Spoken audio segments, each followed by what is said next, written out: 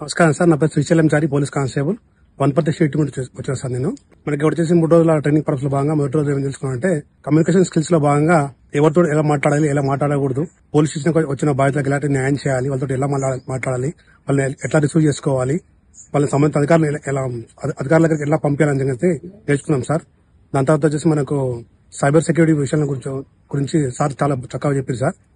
అందులో ఫోన్ ఎట్లా హ్యాక్ అవుతుంది, అట్లా తర్వాత యాప్లు ఎట్లా ఆన్ ఆఫ్ అవుతుంటాయి, దాని తర్వాత మనం సైబర్ సెక్యూరిటీ విషయంలో ఎలాంటి జాగ్రత్తలు తీసుకోవాలి, అనవసర కాల్స్ రిసీవ్ చేసుకోకూడదు, అదేవిధంగా అనవసరంగా మన డేటాను వేరే వాళ్ళకి ఫార్వర్డ్ చేయకూడదు అని చెప్పి చాలా చక్కగా చెప్పారు సార్.